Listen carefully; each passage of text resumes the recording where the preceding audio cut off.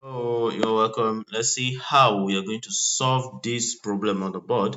So this is a factorial problem. So anytime you see one and a dot under it, so that is a factorial. All right. So we are asked to solve this factorial problem now. So how are we going to do it? So now I would like you to recall that when you have n factorial is always n into n minus 1, then n minus 2, all right, and so on like that. So you are going to be deducting 1 from it. So now if you have x factorial, now it's same thing as x into x minus 1, then x minus 2.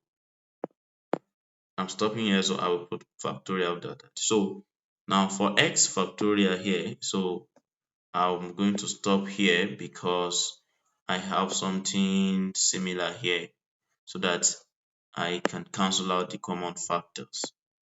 Alright, so we're going to have x factorial, and we've already gotten x factorial to be x into x minus 1, then x minus 2 factorial, we stop there, then divided by x minus 2 factorial, then equals 56.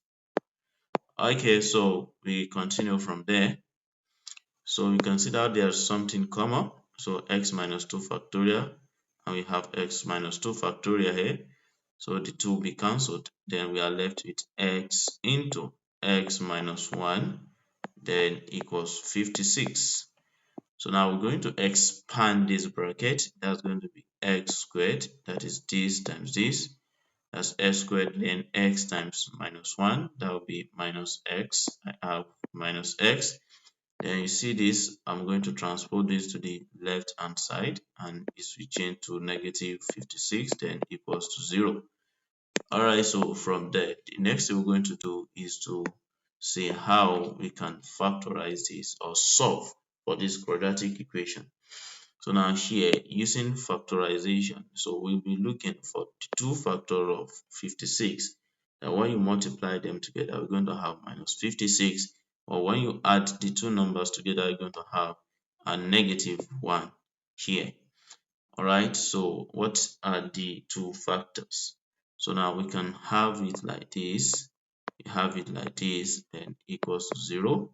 So you put x here, then I put x here, so that when you multiply this, we're going to have x squared. All right, now, so let's fill in the missing position. Now, the two numbers, we have minus 8 times 7. So minus 8 times 7 will actually give me minus 56. Then minus 8 plus 7, this will give me minus 1. So which is what I'm actually looking for. Okay, so we're going to use minus 8 and 7. So therefore, minus 8 will be here, and I'm going to have plus 7 here. So now from here, this is zero form equation. It's either x minus 8 is equals to 0, or we have x plus 7 to be 0. So now from here, we have x to be equals to 8 when you transpose 8 to the right hand side. Then here we have what? X equals minus 7 when you transpose plus 7 to the other side. Okay, so now from here, what we're going to do. So we are given two possible values of x, but are these two valid solutions? So we said no. So it is only x equals 8, the valid solution. So x equals minus 7 is not valid. We have to reject it because the factorials are not defined for negative integers. So factorials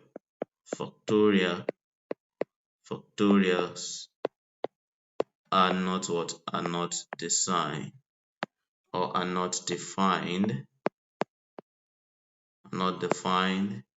for negative integers.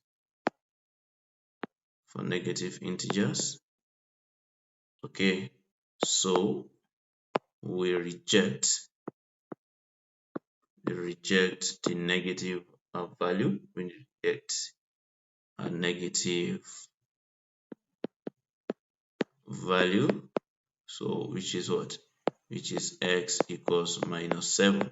So we're going to reject this. So the only solution we have is what? Is x equals 8, which is our valid solution. Can you see that? So if you find the class very interesting, so do not hesitate to share this to your friends so they can learn from it. So thank you so much for watching. Bye bye.